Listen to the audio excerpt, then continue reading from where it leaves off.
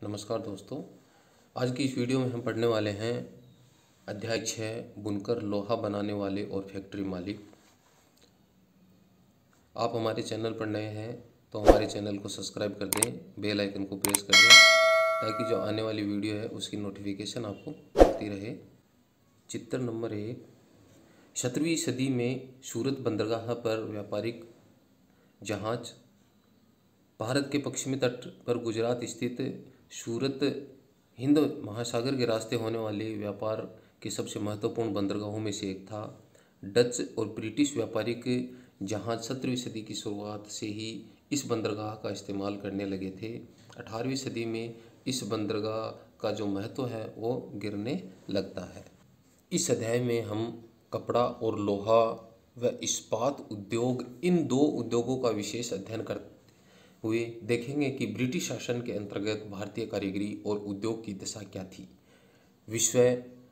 आधुनिक जो विश्व था में औद्योगिक क्रांति की दृष्टि से ये दोनों ही उद्योग बहुत महत्वपूर्ण थे। सूती कपड़े के मशीनी उत्पादन ने ही 19वीं सदी में ब्रिटेन को दुनिया में सबसे प्रमुख औद्योगिक राष्ट्र बना दिया था।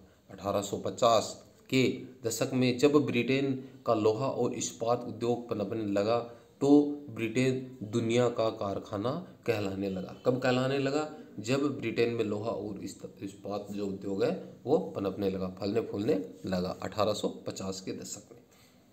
ब्रिटेन के औद्योगिकरण और भारत पर ब्रिटिश विजय और औपनिवेशीकरण से गहरा संबंध था। आप अध्याय 2 में देख चुके हैं कि ईस्ट इंडिया कंपनी के व्यापारिक हितों की रक्षा करने के लिए किस तरह भारतीय भूभागों पर कब्जे हुए और किस तरह व्यापार का ढांचा बदलता गया। 18वीं सदी के आखिर में ईस्ट इंडिया कंपनी भारत से चीज़ें खरीदती थी और उन्हें इंग्लैंड व यूरोप में ले जाकर बेच देती थी। इसी क्रय विक्रय से उसे भारी मुनाफा होता था। जैसे जैसे ब्रिटेन का औद्योगिक उत्पाद बढ़ने लगा, वहाँ के उद्योगपति भारत को अपने औद्योगिक उत्पादों के विशाल बाजार के रूप में देखने लगे। इस तरह ब्रिटेन से तैयार माल भारत के बाज़ारों में आने लगा। इससे भारतीय शिल्पों और उद्योगों पर किस तरह के असर पड़े, प्रस्तुत पाठ में इसी सवाल पर हम चर्चा करेंगे। भारतीय कपड़े और विश्व बाजार। आइए पहले कपड़ा उत्पादन पर एक नज़र डालते हैं। बंगाल पर अंग्रेज़ों की विजय से पहले 1750 के आसपास भारत पूरी दुनिया में कपड़ा उत्पादक के क्षेत्र में औरों से कोसों आगे था। भारतीय जो कपड़ा था वो लंबे समय से अपनी गुणवत्ता और बारीक कारीगरी के लिए दुनिया भर में मशहूर था। किस कारण था? कि उसकी जो गुणवत्ता थी वो अच्छी थी और ये बारीक कारीगरी के लिए ये दुनिया भर में प्रसिद्ध था, मशहूर था। दक्षिण पूर्वी एशिया, जिनमें जावा, सुमात्रा और पेनांग तथा पश्चिमी एवं मध्य एशिया में इन कपड़ों पर भारी व्यापार था। 16वीं शताब्दी से यूरोप की व्यापारिक कंपनियां यूरोप में बेचने के लिए भारतीय कपड़ा खरीदने लगी। इस फलते फूलते व्यापार और भारतीय बुनकरों के हुनर की यादें अंग्रेज़ों और अन्य भाषाओं के बहुत सारे शब्दों में आज भी जिंदा हैं। ऐसे शब्दों की जड़ों को ढूंढना और उनके अर्थ को जानना बहुत ही मज़ेदार है। चित्र नंबर 2 में पटोला बुनाई। 19वीं सदी के मध्य में पटोला बुनाई सूरत, अहमदाबाद और पाटन में होती थी। पटोला बुनाई कहाँ होती थी? सूरत, अहमदाबाद और पाटन में। इंडोनेशिया में इस बुनाई का भारी व्यापार था और वहाँ यह स्थानीय बुनाई परंपरा का एक हिस्सा बन चुकी थी। शब्दों में इतिहास छिपा है। यूरोप के व्यापारियों ने भारत से आया बारीक जो सूती कपड़ा था सबसे पहले मौजूदा इराक के मोसुल शहर में अरब के व्यापारियों के पास देखा था। देखो, इम्पोर्टेंट पर्सन है कि जो यूरोप के जो व्यापारी थे उन्होंने जो भारतीय जो बना हुआ बारीक सूती कपड़ा है वो कहाँ देखा था? इराक के मोसुल शहर में अरब व्यापारियों के पास देखा था। इसी आधार पर वे बारीक बुनाई वाले सभी कपड़ों को मसलिन यानी मलमल कहने लगे। जल्दी ही यह शब्द खूब प्रचलित हो गया।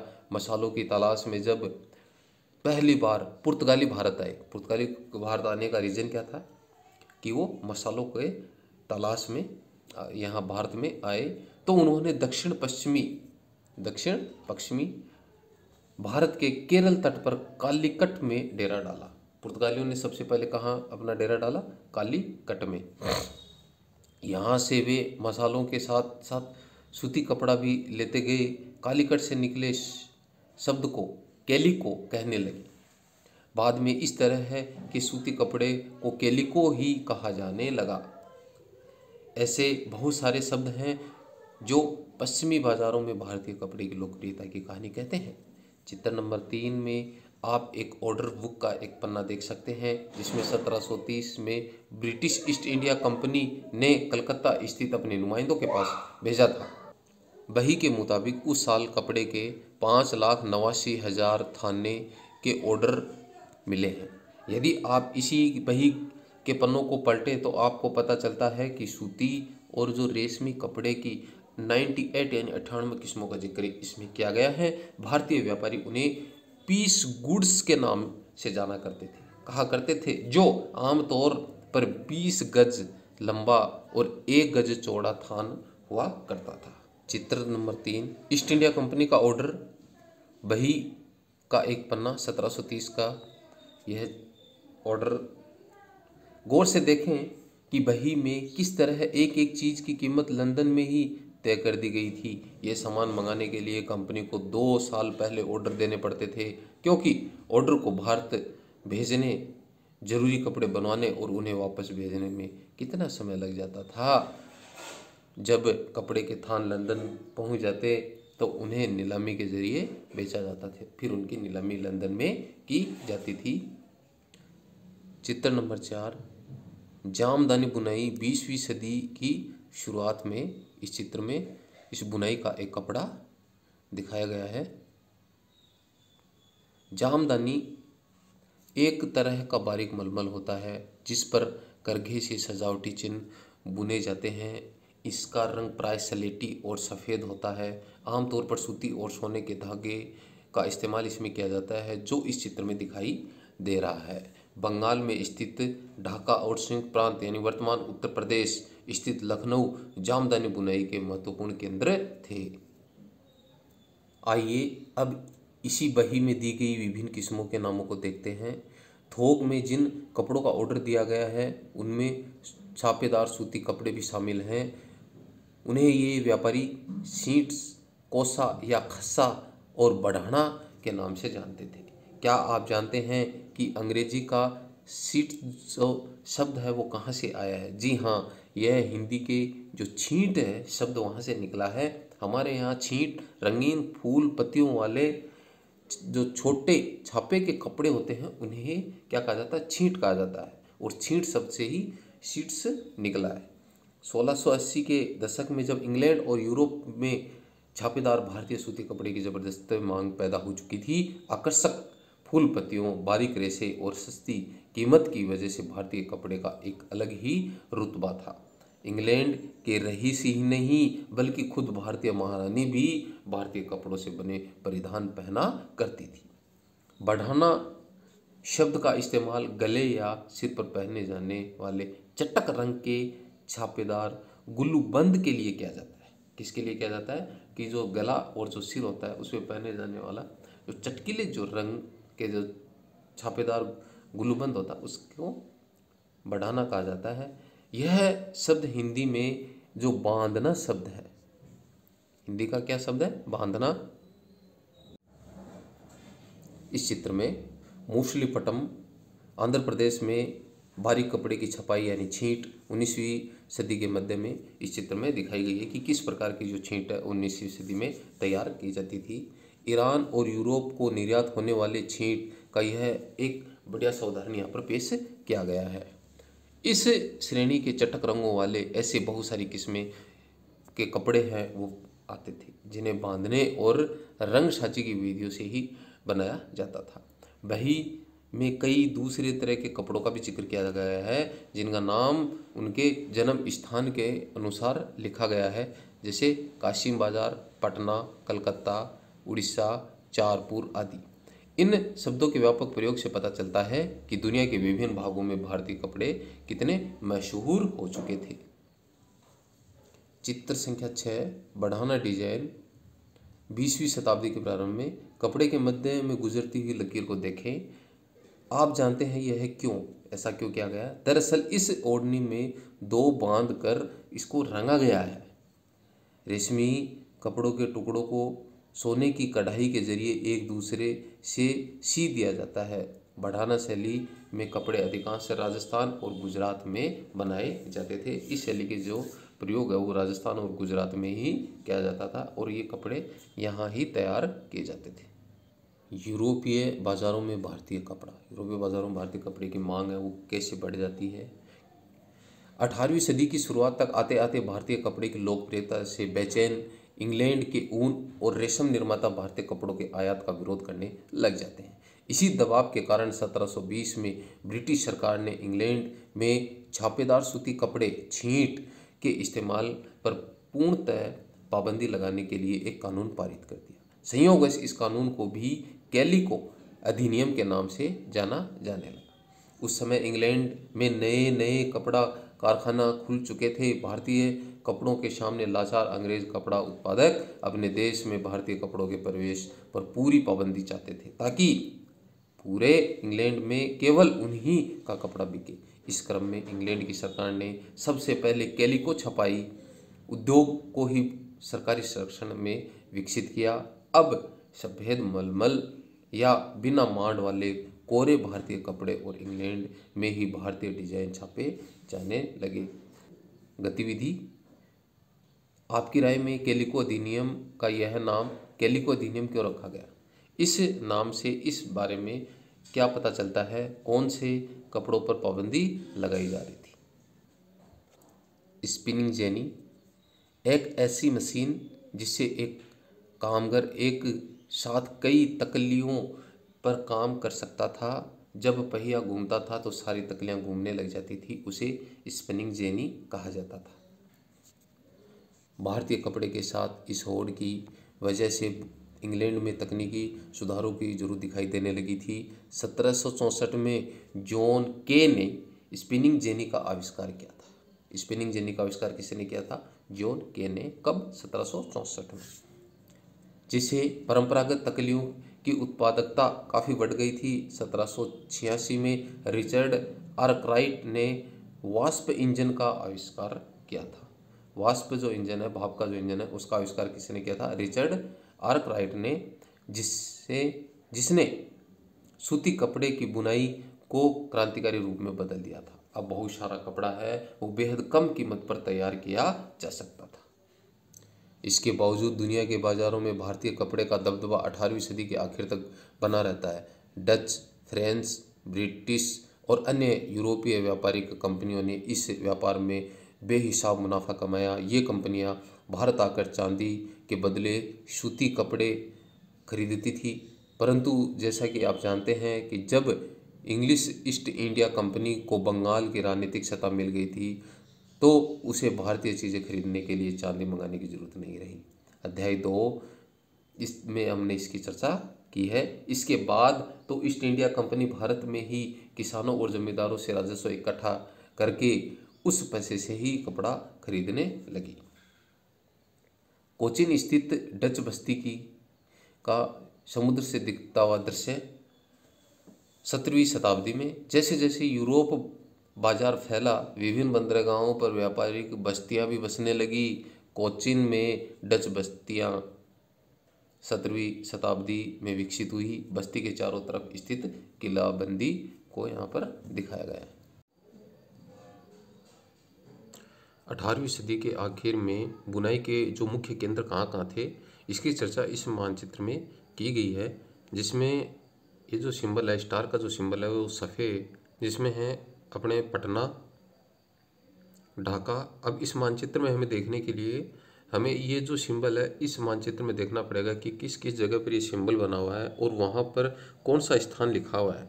जिसमें हमने चर्चा की बिहार की, ढाका की, कलकत्ता जो क्षेत्र है, बुरहानपुर है, गुजरात है, फिर इसमें अहमदाबाद है,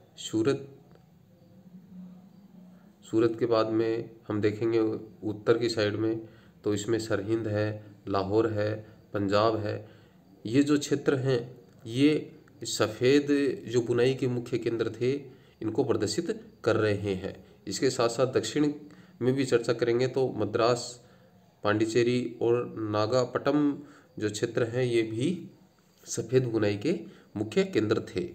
फिर है चेक और धारीदार जो वस्त्र थे उनमें जो बुनाई के जो केंद्र थे, उत्तर में देखेंगे तो उत्तर में लाहौर और पंजाब, सरहिंद ये जो क्षेत्र हैं, और इनके अलावा कलकत्ता जो क्षेत्र है वो, जहाँ पर कलकत्ता की हम चर्चा करेंगे तो वहाँ तो लगभग जो कपड़ों की बुनाई के केंद्र यहाँ पे हमें देखने को मिलेंगे।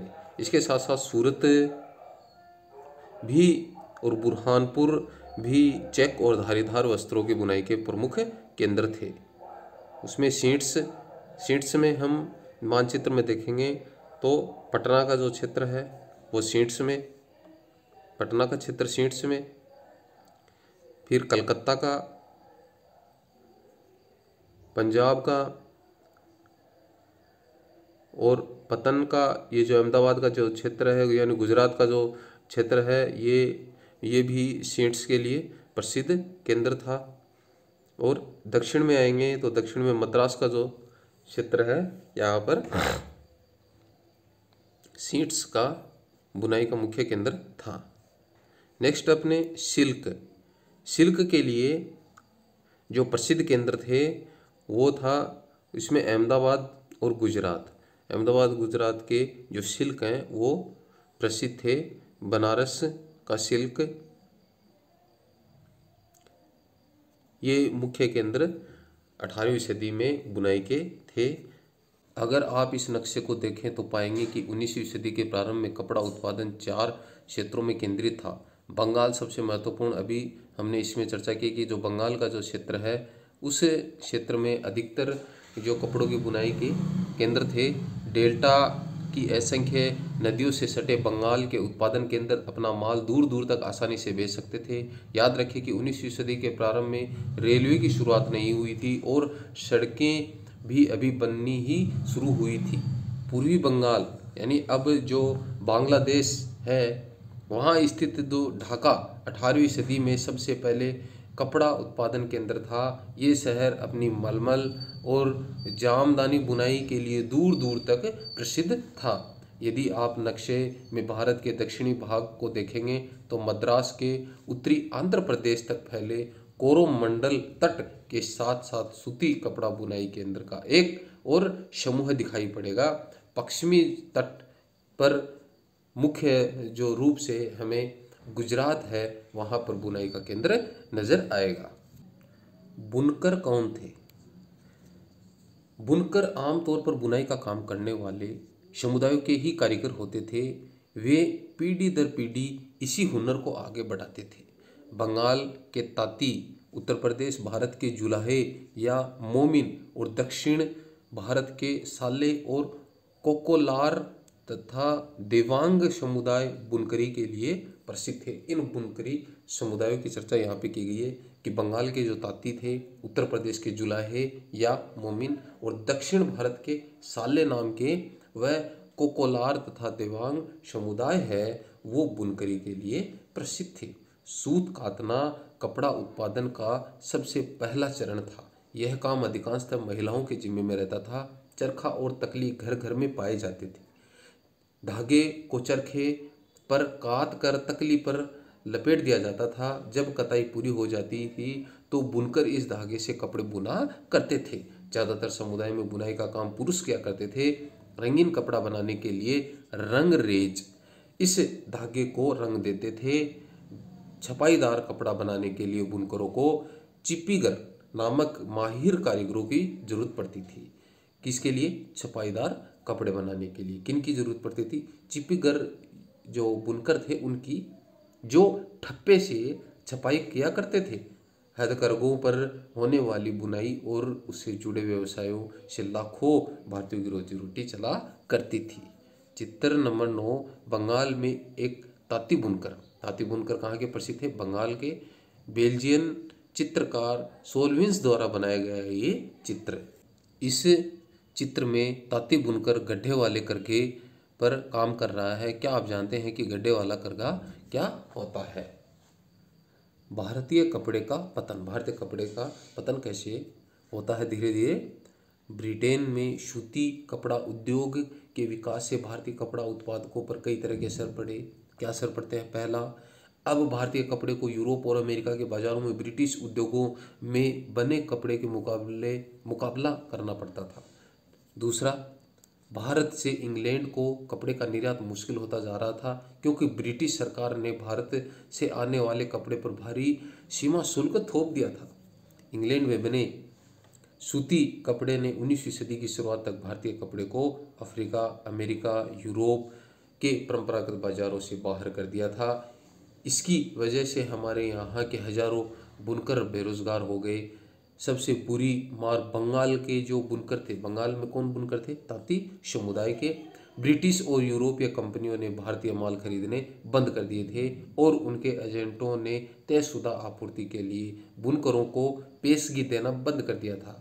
परेशान बुनकरों ने मदद के लिए बार बार सरकार से गुहार लगाई।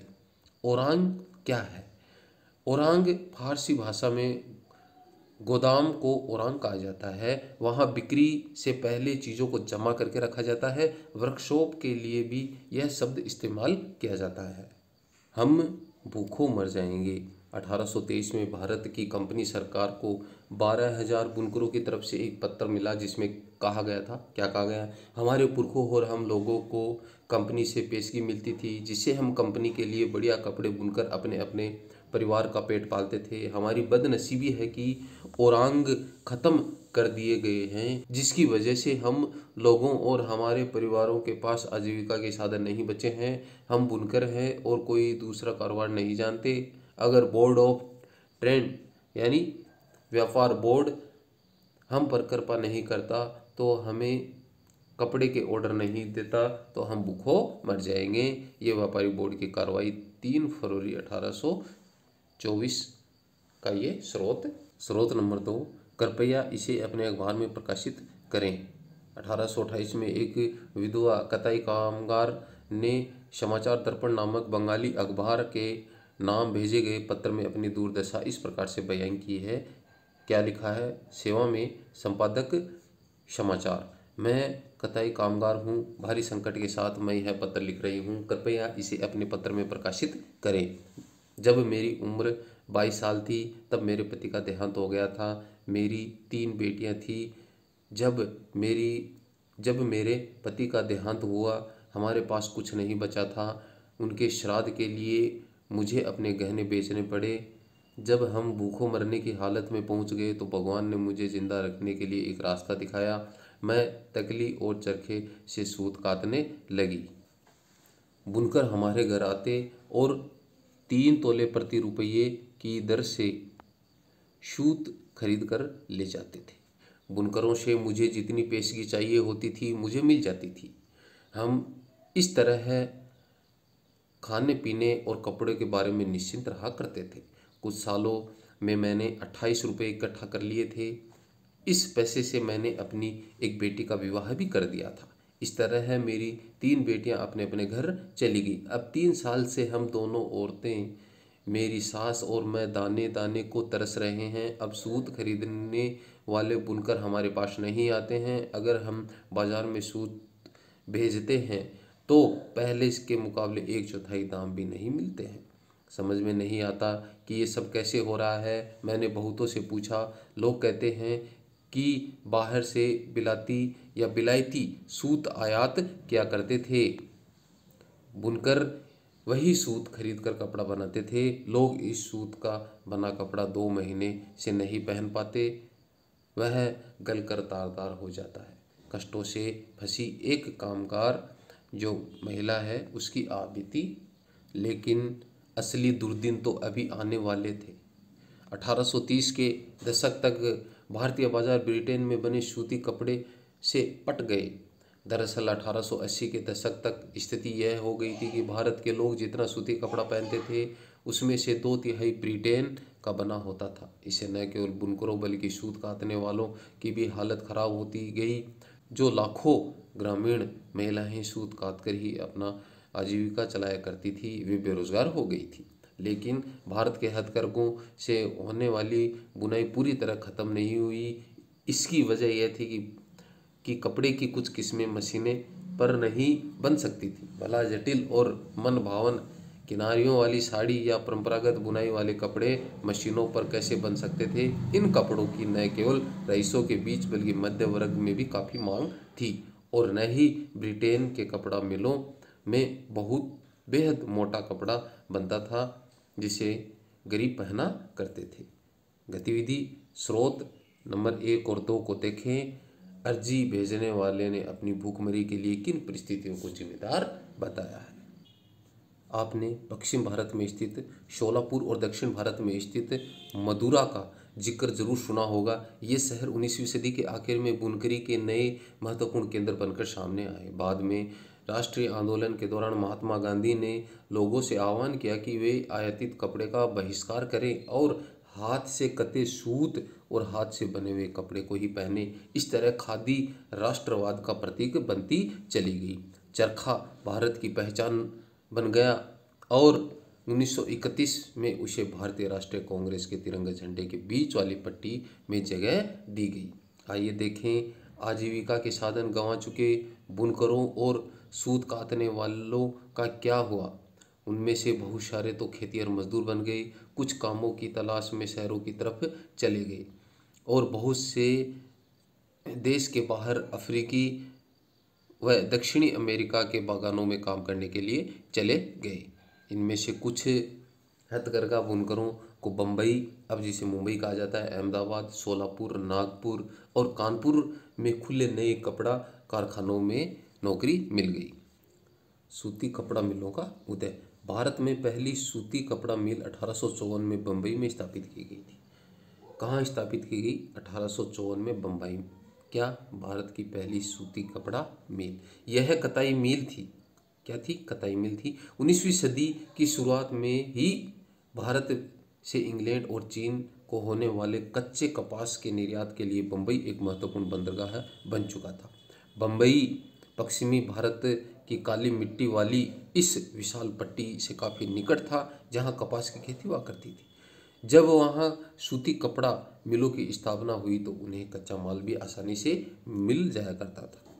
चित्र संख्या 10 में एक कपास कारखाने में काम करती हुई महिलाएं। सन 1900 के लगभग राजा दीनदयाल द्वारा बनाया गया ये चित्र। कताई विभाग में ज़्यादातर मजदूर महिलाएं होती थी जबकि बुनकर विभाग में ज़्यादातर पुरुष हुआ करते थे। प्रगलन चट्टान या मिट्टी को बहुत ऊंचे तापमान पर गर्म करके धातु तैयार करने या धातु की बनी चीज़ों को पिघलाने की प्रक्रिया जिससे कोई नई चीज़ बनाई जा सके उसे प्रगलन कहा जाता है। सन 1900 तक आते आते बम्बई में 84 कपड़ा मिलें चालू हो चुकी थी। उनमें से बहुत सारी मिलें पारसी और गुजराती व्यवसायियों ने खोली थी जो चीन के साथ व्यापार के जरिए बहुत ज़्यादा पैसा कमाना चाहते थे। इस दौरान दूसरे शहरों में भी कई कारखाने खोले गए। अहमदाबाद में पहला कारखाना 1861 में खोला गया। अगले ही साल संयुक्त प्रांत यानी उत्तर प्रदेश में स्थित कानपुर में भी एक कारखाना खोला गया। सूती कपड़ा मिलों की बढ़ती संख्या के कारण मजदूरों की मांग भी बढ़ने लगी। हजारों गरीब काश्तकार, दस्तकार और खेतीहर कामगार कारखानों में काम करने के लिए शहरों की तरफ जाने लगे। प्रारंभिक कुछ दशकों के दौरान भारतीय कपड़ा कारखानों को बहुत सारी समस्याओं से जूझना पड़ा। सबसे पहली समस्या तो यह थी कि इस उद्योग को ब्रिटेन से आए सस्ते कपड़ों का मुकाबला करना पड़ता था। ज़्यादातर देशों में सरकारें आयातित वस्तुओं पर सीमा शुल्क लगाकर अपने देश में औद्योगिकरण को बढ़ावा देती थी। इससे प्रतिस्पर्धा खत्म हो जाती थी और संबंधित देश में नवजात उद्योगों को संरक्षण मिलता था। परंतु औपनिवेशिक भारतीय सरकार ने भारतीय उद्योगों को आमतौर पर इस तरह की सुरक्षा नहीं दी। लिहाजा भारत में औद्योगिक सूती वस्त्रोत्पादन की पहली बड़ी लहर प्रथम विश्व युद्ध के समय दिखाई दी जब ब्रिटेन से आने वाले कपड़े की मात्रा में काफ़ी कमी आ गई और सैनिक ज़रूरतों से ज़्यादा पूरा करने के लिए भारतीय कपड़े से कपड़ों का उत्पादन बढ़ाने की मांग की जाने लगी।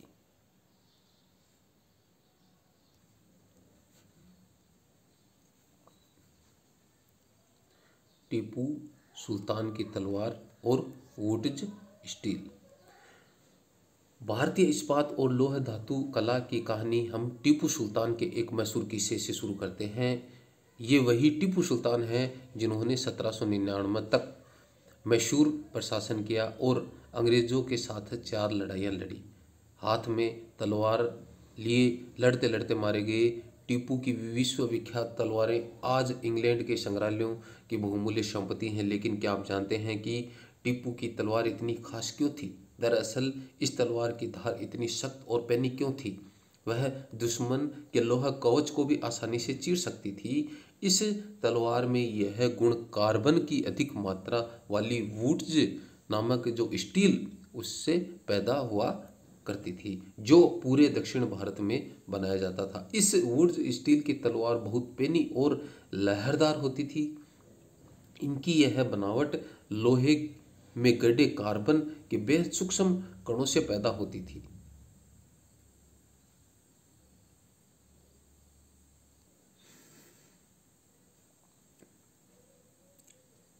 18वीं सदी के अंत में 18वीं सदी के अंत में टीपू की तलवार।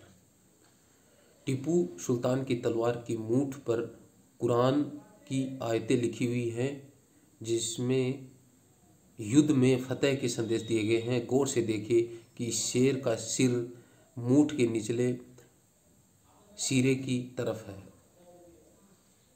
टीपू सुल्तान की मृत्यु के 1 साल बाद 1800 में मैसूर की यात्रा करने वाले फ्रांसीसी बुकानन ने इस बात का ब्यौरा दिया कि मैसूर के सैकड़ों प्रगलन भट्टियों में वुड्स स्टील किस तरह बनाया जाता था। इन भट्टियों में लोहे की काठ कोयले के साथ मिलाकर मिट्टी की छोटी छोटी हांडियों में रख दिया जाता था। तापमान के जटिल उतार चढ़ाव को नियंत्रित करते हुए प्रगालक इस्पात की शीलियाँ तैयार कर लेते थे, जिनका न केवल भारत बल्कि पश्चिमी और मध्य एशिया में भी तलवार बनाने में इस्तेमाल किया जाता था। असम में कन्नड़ शब्द उक्कू, तेलुगु में जो शब्द है हुक्कू और तमिल व मलयालम शब्द उरुक्कू यानी स्टील का ही एक बिगड़ा हुआ और अंग्रेजी रूप है। भारतीय वुड्स स्टील ने भारतीय वैज्ञानिकों को काफ़ी आकर्षित किया था। विश्व विख्यात वैज्ञानिक और बिजली व विद्युत चुंबकत्व का आविष्कार करने वाले माइकल फैराडे ने भारतीय वुड्स स्टील की विशेषताओं पर 4 साल यानी 1818 से 22 तक अध्ययन किया, परंतु दक्षिण भारत में इतनी प्रचलित वुड्स स्टील निर्माण प्रक्रिया 19वीं सदी के मध्य तक आते आते पूरी तरह से लुप्त हो चुकी थी।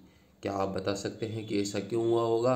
भारत पर अंग्रेजों की जीत के साथ ही यहाँ की तलवार और हथियार उद्योग समाप्त हो गया था और भारतीय कामगारों द्वारा बनाए गए लोहे और इस्पात का स्थान इंग्लैंड से आए लोहे व इस्पात ने ले लिया था। गतिविधि नवाबों और राजाओं की हार से लोहे एवं इस्पात उद्योग कैसे प्रभावित हुआ था?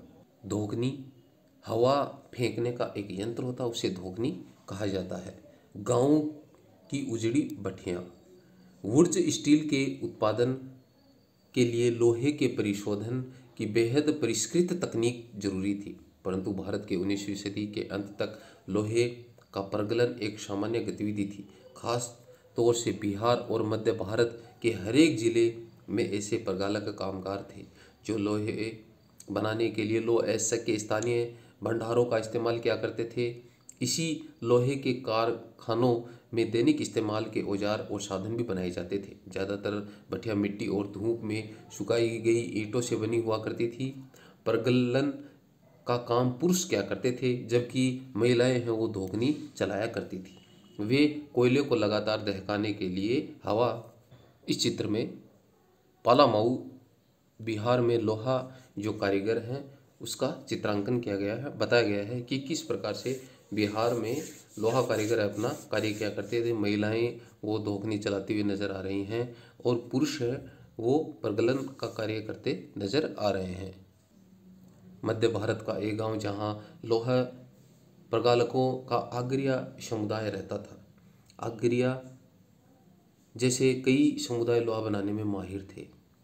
19वीं सदी के आखिर में बार बार पड़े अकाल की वजह से भारत के सूखे इलाके पूरी तरह से तबाह हो चुके थे। मध्य भारत के बहुत सारे अग्रिया कारीगरों ने काम बंद कर दिया और गांव छोड़ दिया और रोजी रोटी की तलाश में वो एक दूसरे इलाके में चले गए। उनमें से बहुत सारे लोगों के द्वारा कभी भट्टियां नहीं चलाई। 19वीं सदी के अंत तक आते आते लोहे के प्रगलन का हुनर खत्म होने लगा था। ज़्यादातर गांवों में भट्टियां ठंडी पड़ गई चुकी थी और लोहे का उत्पादन गिरता जा रहा था। ऐसा क्यों हुआ?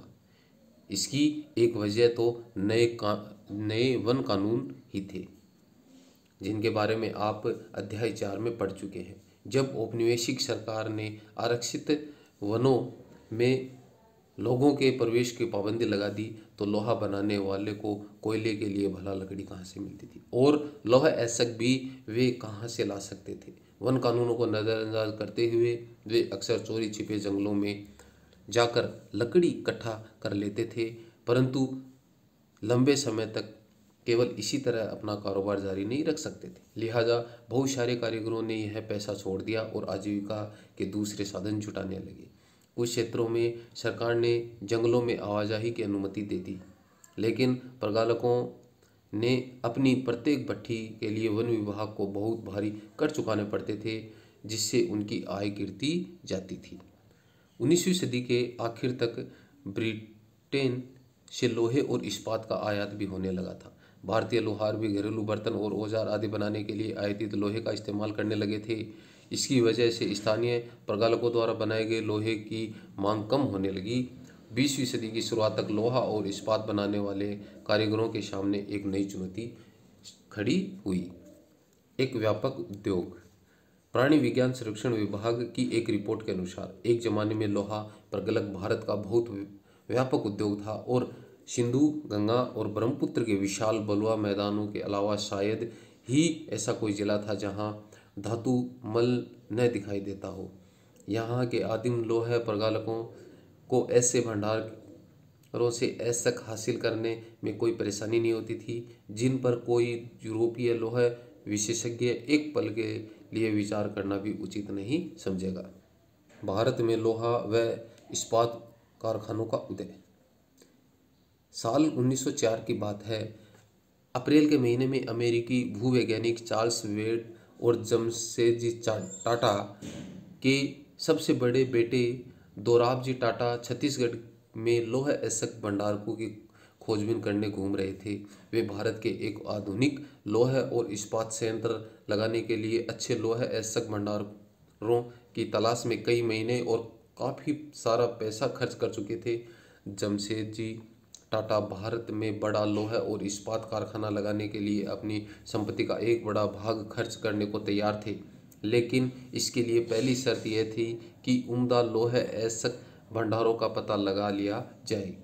एक दिन कई घंटे तक जंगल की खाक छानने के बाद वेल्ड और दोराबजी एक छोटे से गांव में जा पहुंचे। वहां उन्होंने देखा कि कुछ स्त्री पुरुष टोकरियों में भरकर लोहा ऐसक ले जा रहे हैं। ये कौन थे? आर्य समुदाय के लोग थे। जब उनसे पूछा गया कि वे ऐसक कहाँ से लाए हैं तो उन्होंने दूर स्थित एक पहाड़ी की तरफ उंगली उठा दी। वेल्ड और दोराबजी घने जंगलों में होते हुए काफ़ी देर बाद थककर उस पहाड़ी पर जा पहुँचे। पहाड़ी का अध्ययन करने के बाद वेल्ड ने बताया कि उन्हें जिस चीज़ की तलाश थी वो मिल गई है। धातुमल। धातुमल क्या होता है? धातु को गलाने से पैदा होने वाला जो कचरा है उसको धातुमल कहा जाता है। रजारा पहाड़ियाँ दुनिया के सबसे बेहतरीन लोहा ऐसक भंडारों में से एक थी, लेकिन यहाँ एक परेशानी थी। यहाँ सूखा इलाका था और कारखाना चलाने के लिए आसपास कहीं पानी नहीं था। लिहाजा कारखाना लगाने के लिए सही जगह के बारे में टाटा की तलाश जारी रही। आर्य समुदाय के लोगों ने ही लौह ऐसक का एक और स्रोत ढूंढने में मदद की, जहां से बाद में भिलाई स्टील संयंत्र को ऐसक की आपूर्ति की गई। कुछ साल बाद सुवर्ण रेखा नदी के तट पर बहुत सारा जंगल साफ करके फैक्ट्री और एक औद्योगिक शहर बसाने के लिए जगह बनाई गई। इस जगह पर जमशेदपुर, इस शहर को जमशेदपुर नाम दिया गया। इस स्थान पर लौह ऐसक भंडारकों के निकट ही पानी भी उपलब्ध था।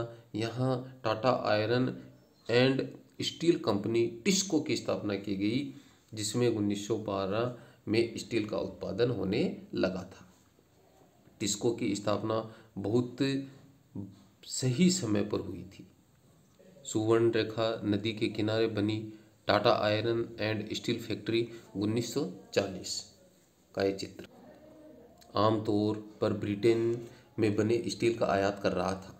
भारत में रेलवे के विस्तार की वजह से ब्रिटेन में बनी पटरियों की यहाँ भारी मांग थी। काफ़ी समय तक भारतीय रेलवे से जुड़े अंग्रेज विशेषज्ञ यह मानने को तैयार नहीं थे कि भारत में भी श्रेष्ठ इस्पात का निर्माण संभव है। जब तक टिस्को की स्थापना हुई, हालात बदलने लगे थे। 1914 में पहला विश्व युद्ध शुरू हो गया था। ब्रिटेन में बनने वाले इस्पात को यूरोप में युद्ध संबंधी आवश्यकताओं को पूरा करने के लिए झोंक दिया गया। इस तरह भारत आने वाले ब्रिटिश स्टील की मात्रा में भारी गिरावट आई और रेल की पटरियों के लिए भारतीय रेलवे टिस्को पर आश्रित हो गया। यह युद्ध लंबा खिंच गया तो टिस्को को युद्ध के लिए गोलों के खोल और रेलगाड़ियों के पहिए बनाने का काम भी सौंप दिया गया।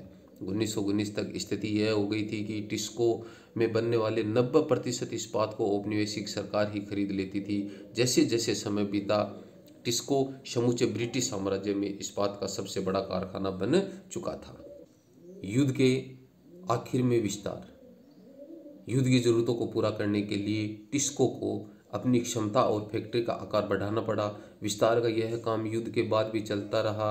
इस चित्र में नए विद्युत संयंत्र और बॉयलर संयंत्र बनाए जा रहे हैं। जमशेदपुर 1919 सूती कपड़े की तरह लोहे और इस्पात के मामले में भी औद्योगिक विस्तार तभी शुरू हुआ जब भारत में ब्रिटिश आयात गिरने लगा और भारतीय औद्योगिक वस्तुओं की मांग में इजाफा हुआ। यह बदलाव पहले विश्व युद्ध के दौरान और उसके बाद सामने आए। जैसे जैसे राष्ट्रीय आंदोलन विकसित हुआ, औद्योगिक वर्ग ताकतवर होता गया और सरकारी संरक्षण की मांग बुलंद होती गई। भारत पर अपना नियंत्रण बनाए रखने के लिए संघर्षरत ब्रिटिश सरकार औपनिवेशिक शासन के आखिरी दशकों में इनमें से बहुत सारी मांगें माननी पड़ी।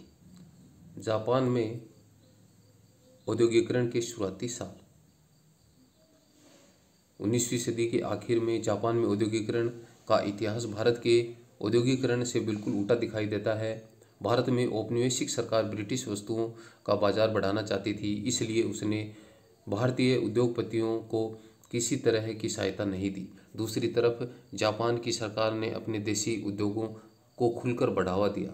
1868 में जापान की सत्ता संभालने वाले मेजी राजवंश का मानना था कि जापान को पश्चिमी प्रभुत्व का सामना करने के लिए औद्योगिकरण के रास्ते पर चलना चाहिए। इसलिए उसने औद्योगिकरण को आगे बढ़ाने के लिए कई महत्वपूर्ण कदम उठाए। इसी क्रम में डाक सेवाओं, टेलीग्राफ, रेलवे और वाष्प चालित जलपोतों का विकास किया गया। पश्चिम से नवीनतम तकनीक का आयात किया गया और उसे जापान की ज़रूरतों के हिसाब से ढाला गया। जापानी पेशेवरों को प्रशिक्षित करने के लिए विदेशी विशेषज्ञों को बुलाया गया। निवेश के लिए सरकारी बैंकों ने उद्योगपतियों को उदार शर्तों पर कर्जे दिए गए। सरकार ने पहले विशाल उद्योग शुरू किए और बाद में उन्हें सस्ती कीमत पर व्यावसायिक घरानों को बेच दिया। भारत में औपनिवेशिक प्रभुत्व और ने औद्योगिकरण के रास्ते में बाधा पैदा कर दी थी, जबकि जापान में विदेशी कब्जे के भय की वजह से औद्योगिकरण को बढ़ावा मिला था। लेकिन इसका एक अर्थ यह भी था कि जापान का औद्योगिक विकास शुरू से ही उनकी सैनिक जरूरतों से जुड़ा हुआ था। आइए कल्पना करें कि आप 19वीं सदी के आखिर के भारतीय बुनकर हैं। भारतीय फैक्ट्री में बने कपड़े बाजार में छापे गए। ऐसी स्थिति में आप अपनी ज़िंदगी में क्या बदलाव लाएंगे? गाइज, आगे की वीडियो में हम इसके जो पाठगत प्रश्न है, कल्पना आधारित प्रश्न है और जो महत्वपूर्ण प्रश्न है जो हमारी प्रतियोगी परीक्षाएं में पूछे जाते हैं, उनकी चर्चा करेंगे। आप हमारे चैनल पर नए हैं तो चैनल को सब्सक्राइब करें, बेल आइकन को प्रेस करें ताकि जो नई वीडियो है उनकी नोटिफिकेशन आपको मिलती रहे।